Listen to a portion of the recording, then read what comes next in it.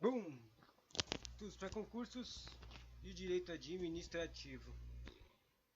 Que direito administrativo, né? É pro IBGE. Só que é meio que direito administrativo, né? Conteúdo que seria considerado coisa administrativa, se visse, né? Pro IBGE, pro açaí, pro assistente. Agora que eu penso, eu não sei a frase de força de vontade nos estudos do açaí, né? Perfeito. O açaí é um agente de informática e administração. O básico é que você tem que saber a ética. A ética são as questões para gabaritar tudo. Daí tem português, normal, né? Se você fizer um monte de questão, você consegue gabaritar. Depois tem raciocínio lógico. Também dá para gabaritar. Daí a diferenciador é o administração e informática. A administração tem bastante questão e a informática tem muitas questões também. Normalmente, o problema é que quando faz informática, normalmente tem umas questões novas que ninguém sabe. Tipo, tem questões velhas, questões que todo mundo sabe, questões que ninguém sabe e questões que quase ninguém, que poucas pessoas sabem, né? Ou seja, quando você faz as questões de informática, normalmente você acerta só uns 80%. Difícil acertar tudo. Bom, daí nesse açaí, a administração é um dos caras que dá pra, que é difícil. Vamos ver aqui, agente administrativo. Parece que tem conteúdos de arqueologia, de definição, classificação dos arquivos, definição. Eu vou ler o conteúdo de arqueologia, que é meio que considerado um treco de administração. Só que não é meio administração de verdade. É tipo, quando eu tô pedindo edital é sobre, como é que se diz, métodos de organização, esse tipo de coisa. Coisas administrativas básicas do trabalho administrativo, certo? E isso aparece essa coisa arquivística. Quer dizer, o único conteúdo que cai essas coisas de organização é quando você estuda meio o conteúdo arquivístico. Bom, dizer classificação de arquivos.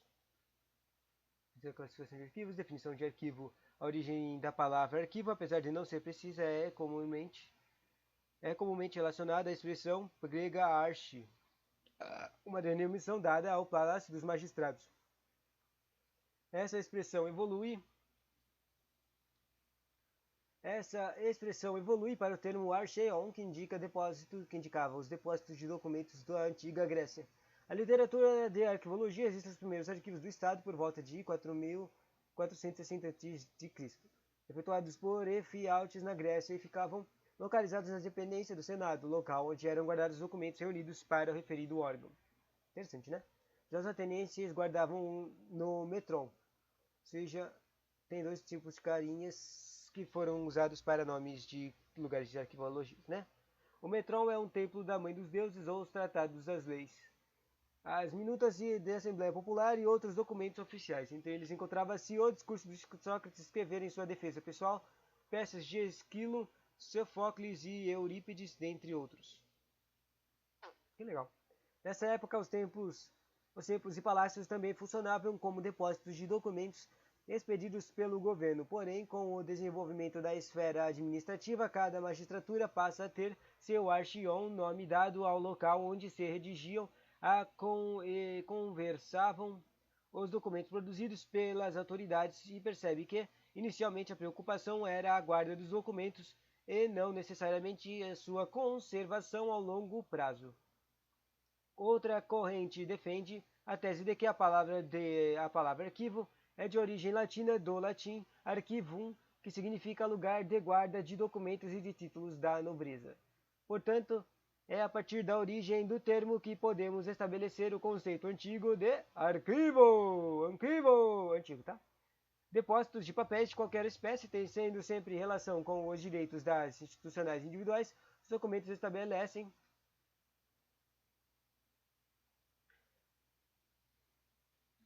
depósitos de papel de qualquer espécie, tendo sempre relação com os direitos das instituições ou indivíduos, Os documentos estabelecidos ou reivindicam direitos quando não mais atendiam a esta exigência eram transferidos para museus e bibliotecas. A disciplina que estuda as funções de arquivo, os princípios e técnicas a serem observadas na produção organizada, guarda, preservação e utilização dos arquivos é a arquivologia, também chamada de arquivística. Dicionário Brasileiro de Término Arquivística. A disciplina arquivologia foi profundamente marcada em suas origens pelos aspectos preservação de arquivos notadamente públicos.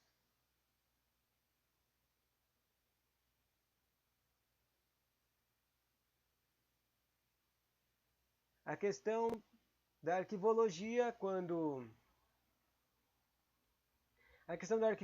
enquanto área de conhecimento ou ciência não era prioritária entre os autores chamados de arquivologia clássica.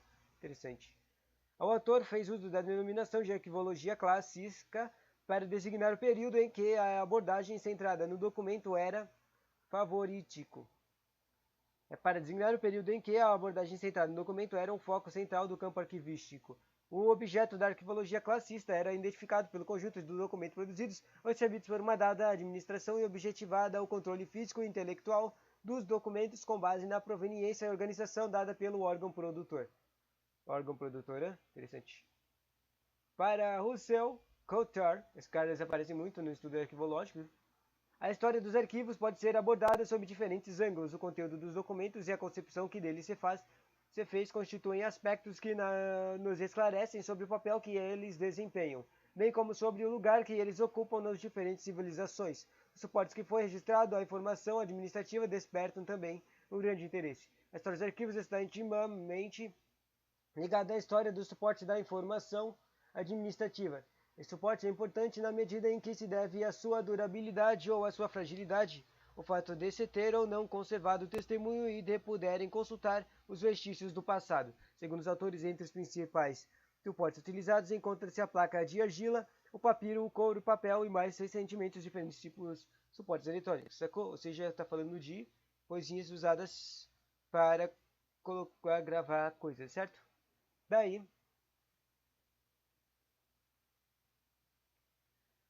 no século XVII, XVII, na verdade, surgiu a primeira instituição arquivística nacional, chamada Arquivo Nacional da França. Que só porque está falando isso, então, quer dizer, está falando isso só porque vai usar como usar ele é usado como base para todos os tipos de arquivos nacionais, tá? Que aparecem em todo canto.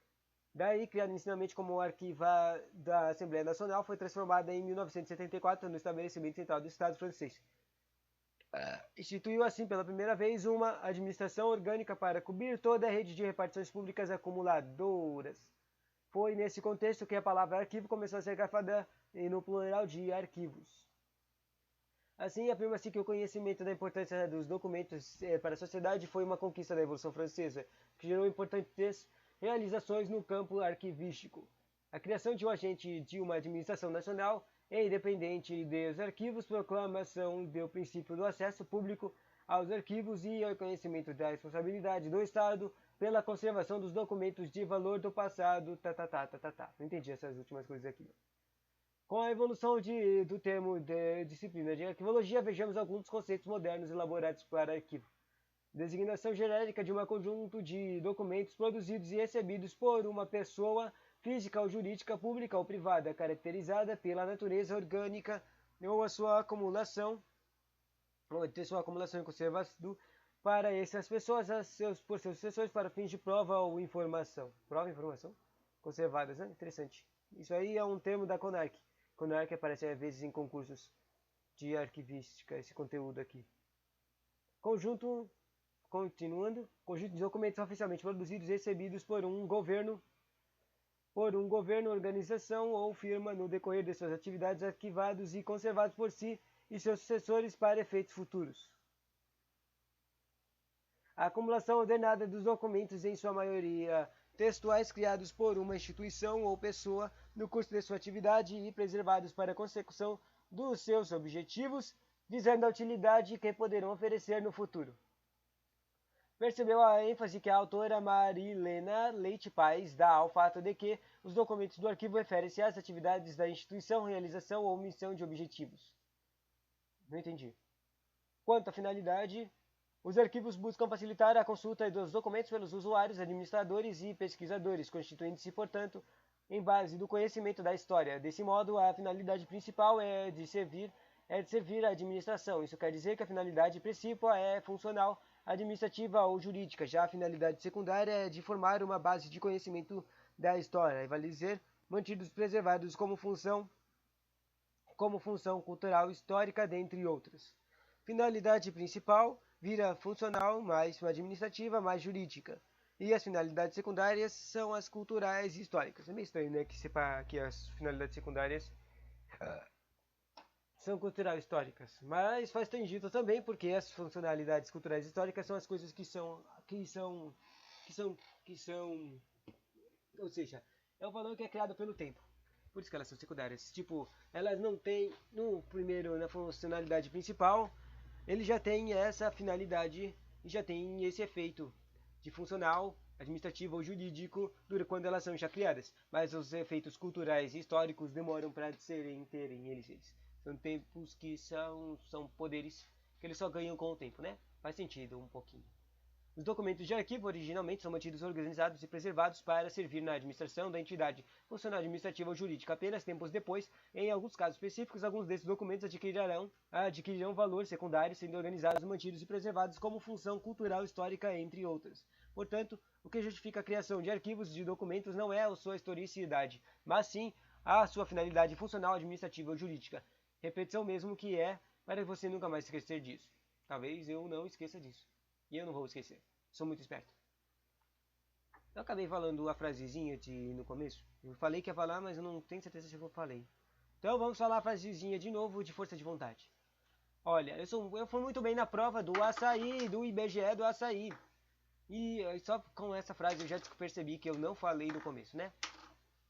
Eu fui muito bem na prova do açaí, eu passei na prova muito bem. Eu gabaritei administração e fui nomeado super rápido.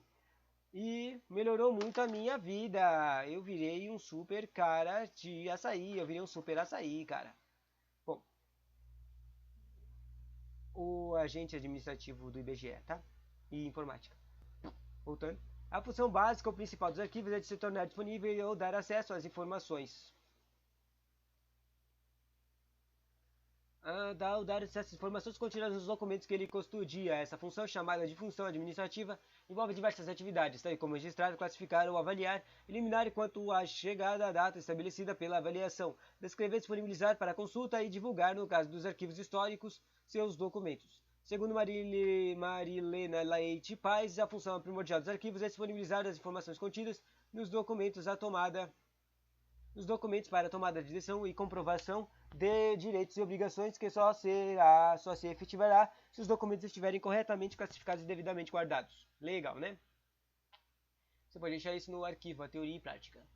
O destaque da citação anterior define o objetivo dos arquivos: armazenar adequadamente os documentos e transmitir com precisão as informações contidas nos mesmos. De acordo com Pais, 3 são as características básicas dos arquivos: exclusividade de criação e recepção de uma repartição, firma ou instituição, e não se considera arquivo uma coleção manuscrito histórico reunidos por uma pessoa.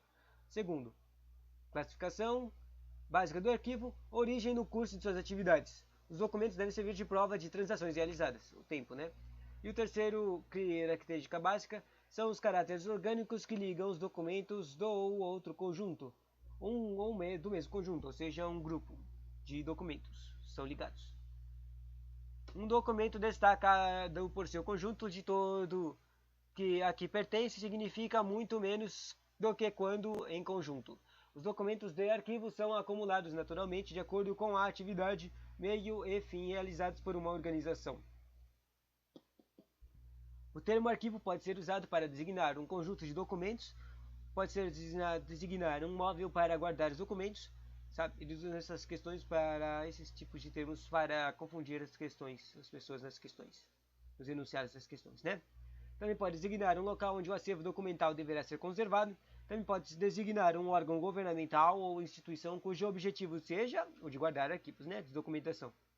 E também pode designar os títulos de periódicos, geralmente no plural devido à influência inglesa e francesa. Por fim, quanto à importância de arquivos, Essa está ligada ao aumento expressivo do volume de documentos que a mesma utiliza no exercício de suas atividades e a necessidade de se estabelecerem critérios de guarda e de eliminação de documentos, quando esses já não são mais úteis para a organização. Assim, a adoção de técnicas arquivísticas adequadas permite não apenas a localização eficiente da informação desejada, mas também a economia de recursos e a instauração.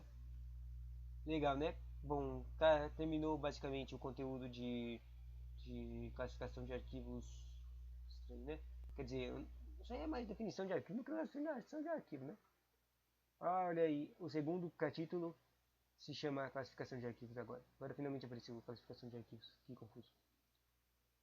Os arquivos possuem inúmeras características e tomando por base os ensinamentos de Marília Nadais, podemos classificá-los. Daí tem 1, 2, 3, 4, 5, 6, 7 classificações aqui. Pode classificar quanto à extensão, pode classificar ao ciclo de vital dos documentos, ou seja, temporalidade, corrente, como é que era o nome mesmo? Cara, só de ler isso aqui me lembrou de uma pergunta que me irritou muito. Sabia que os arquivísticos, tecos de temporalidade de arquivos têm nomes que ninguém usa? Mas daí os carinhas vão lá e usam esses nomes às vezes para confundir as pessoas. Então, tem o permanente, que é o histórico, terceira idade. Ele, às vezes, ele também parece que se chama odioso. Cara, eu só consigo pensar no nome odioso. Tem um nome extra aí desse cara. E eu errei a pergunta que estava usando essa droga de nome, que eu não sabia o que era. Então, só para você perceber que você vai se ferrar, tem o ciclo vital dos documentos, né? Daí tem a primeira idade, segunda idade, terceira idade, que normalmente é esse jeito que eles chamam. Daí tem o segundo jeito, que também é famoso e mais ensinado, que é o corrente, que é o que é o mais usado. O segundo, né?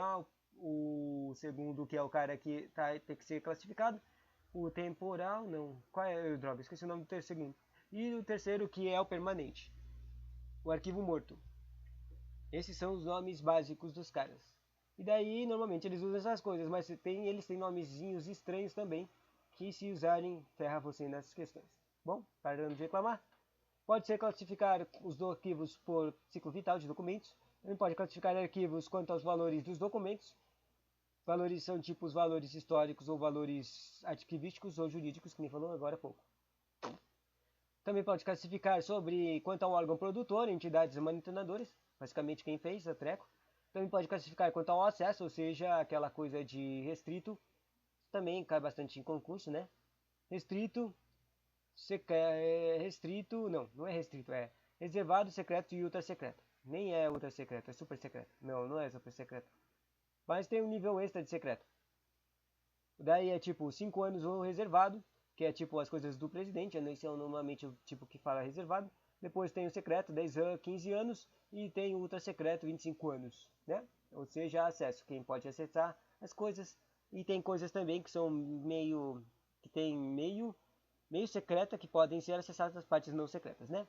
Mas isso aí é mais de direito da informação, só um pouquinho cai no direito arquivístico, né? Bom, aí também pode classificar o arquivo quanto à natureza, né?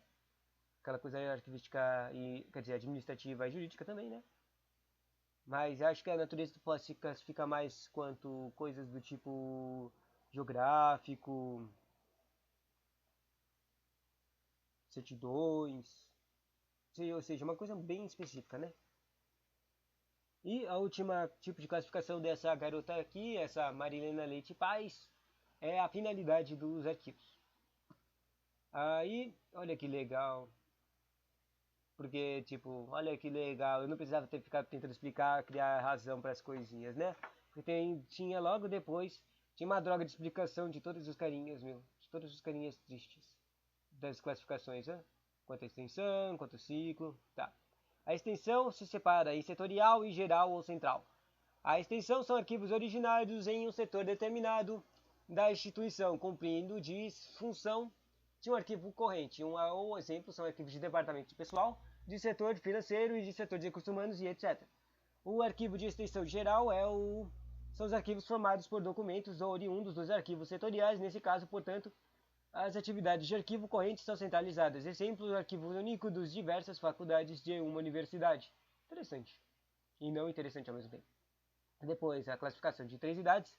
Quanto a ciclo vital, tem o corrente ativo dinâmico administrativo, olha aqui, novos nomes, chamado de arquivo de primeira idade, intermediário e semiativo, arquivo de segunda idade e o permanente ou histórico chamado de terceira idade. Olha, eles não usaram o nome de arquivo morto, né? Bom, quanto aos valores dos documentos, daí os valores são classificados em valores primário, secundário ou informativo. Quer dizer, primário, secundário em valor probatório ou informativo. O valor primário significa que refere-se ao uso administrativo para o órgão. A razão primeira de criação do documento, o que pressupõe o estabelecimento de prazos de guarda ou retenção. Prazo de guarda ou retenção anterior à eliminação ou ao recolhimento para guarda permanente. Relaciona-se, portanto, ao período de utilidade do documento para o cumprimento dos fins administrativos, legais ou fiscais. Outro valor secundário refere-se ao uso de outros fins que não aqueles para os quais foram criados. Fins que eram depois da criação. Daí pode ser probatório ou informativo, certo? Quando comprovada a existência de o funcionamento de as ações de instrução. Ser usado o documento para provar alguma coisa e o tipo informativo quando contém informações essenciais sobre matérias com que a organização lida para fins de estudo e pesquisa. Hello! Deixa eu ativar um hello, e um ok, e um shrug, e um não. Vamos lá. A citação de doutrina. Parece que tem uma doutrina de valores arquivísticos. Eu não vou ler o baseação, mas eu vou ler essa coisa dos probatórios informativos de novo. Né? Ressaltar. Cimentar na cabeça. Valores probatórios são aqueles inerentes aos documentos decorrentes de prova que contém da organização e funções, independentemente de qualidade de prova, mas de caráter de matéria provada. E isso não parece com o que eu acabei de ler, né? E valores informativos são aqueles inerentes aos documentos devido à informação que contém, a qual pode relacionar-se, de modo geral, a pessoas físicas ou jurídicas, coisas ou fenômenos. Ainda quanto aos valores, Schellenberg destaca-os como elementos de fatores abstratos. Vejamos mais detalhadamente. No conceito de arquivo, há diversos elementos que estão relacionados com fatores concretos e com fatores abstratos. Os elementos relativos aos fatores concretos dizem respeito à forma dos arquivos, à fonte de origem e ainda ao lugar de sua guarda. Já os elementos relativos aos fatores abstratos estão divididos em dois elementos essenciais. O primeiro elemento essencial se refere à razão pela qual os documentos foram produzidos e acumulados, ou seja, se existe um objeto para a produção e acúmulo destes documentos. O valor primário e o segundo elemento essencial se refere aos valores pelos quais os arquivos são preservados, o valor secundário.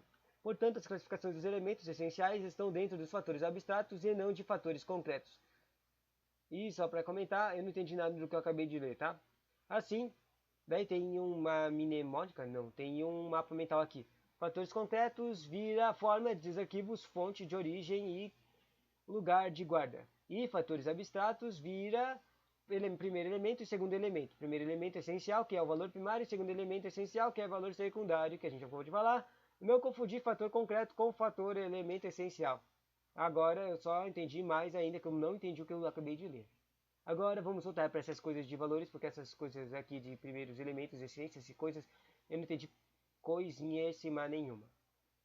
Valores, classificação de valores sobre o órgão produtor ou da entidade produtora acumuladora, ou seja, podem ser classificados como privados ou públicos. Público é aquele formado por documentos provenientes de órgãos federais, estaduais ou municipais. O Arquivo Nacional é um exemplo deles.